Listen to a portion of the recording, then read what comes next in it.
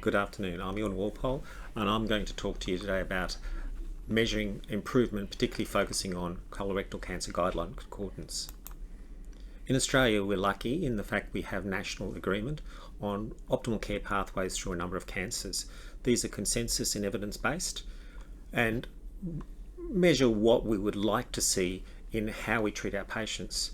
We believe Queensland is able to measure a number of these related to colon cancer and therefore document optimal care. These cover a number of ranges of issues covering prevention, screening and diagnosis, resection, chemotherapy, radiotherapy usage, follow-up, as well as psychosocial care.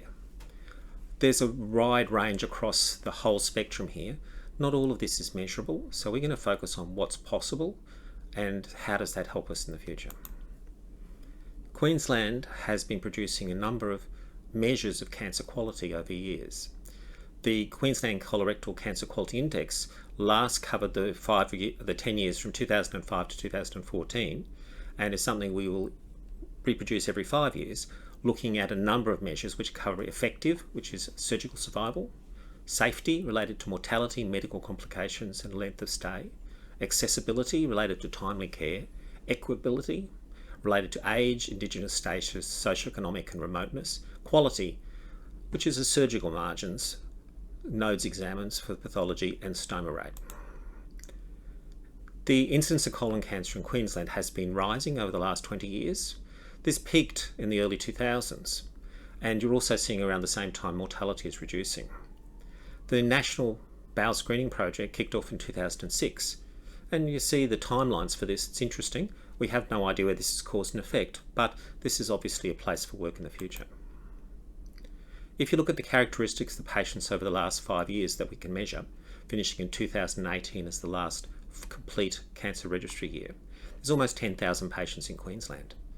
In general, you see this as a disease of the older patients with only 29% less than 65 years of age. The other factors related to demographics are very similar to the Queensland population as a whole, including the comorbidity rate. The staging of tumours pleasingly shows that the majority of them are actually early stage disease, which is really where we wish to be and wish to have more of that in the future. So what can we look at? If you look at screening and diagnosis, the colonoscopy rate related to particularly surgery and the use of MDT as the definer of the best quality care for individuals. If you look at the colonoscopy rate for those patients who had surgery, so out of those 10,000 patients, 7,000-ish had an operation. Those split between the public and private sector, and you can see that across the board, there's a high rate of colonoscopy pre-surgery, 97% in private, but only 87% in public. You'll see that the timing of this is very different between the two sectors. Most patients in the private sector had their colonoscopy in the 2 weeks before surgery, whereas the reverse occurred publicly. There is also a no colonoscopy rate, which is higher in the public sector, which probably relates to the emergency cases seen, which will come up later when we're talking about surgery. With MDT, Queensland is blessed with having the Queensland Oncology Online software, which allows us to coordinate and get data related to multidisciplinary care. This is used in over 67 MDTs in Queensland, the majority of which are in the public sector, so that does bias the data we have, and we would admit that the private sector data is not as adequate. But as you see over the time, the last decade, the MDT use in colon cancer has improved from below 30% to over 60%. Still not perfect, but a long way we've gone.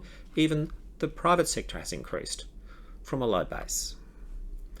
So the next point we'd like to focus on is surgery, and this relates to the surgery reformed, the type of surgery. So if you look at the stages of colon cancer in Queensland, these show that the surgery rate is extremely high in the early stage disease, almost 100%, which is what you would anticipate, falling off into the advanced disease phase. There is a group of unknown because, as you would have heard, we use a process to try and define stage from the registry data, And that's imperfect in the fact that there's some which we cannot have enough information to stage adequately, and they represent a proportion which presently we can make some guesses about, but at the present stage, because the data is unknown, we'll leave to the side. With respect to the surgery that they received, the most common surgery is a colectomy. This is not a surprise.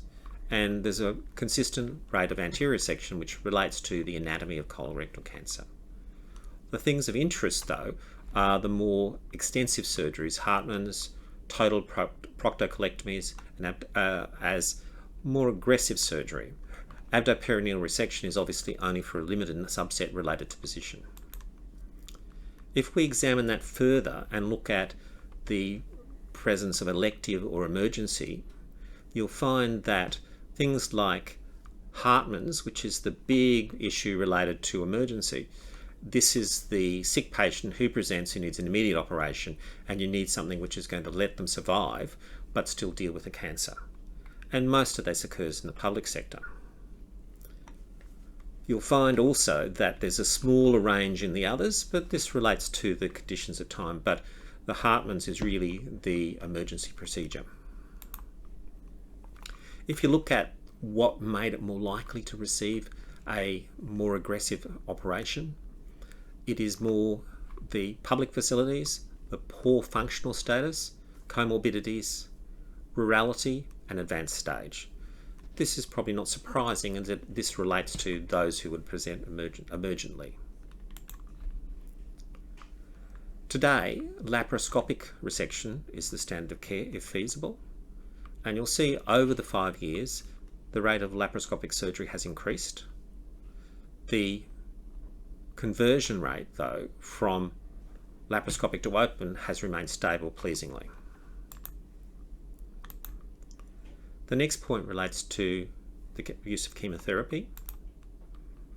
So in stage 1 and 2 disease, there's presently no indication for the use of chemotherapy, and that's the case in 84% of people. There is still a small number receiving chemotherapy, which is approximately the relapse rate in this group, but we need to look at further the details of the data to analyse that further. The stage 3 is perhaps the important phase, because this is where you're using chemotherapy curatively to enhance the results of surgery.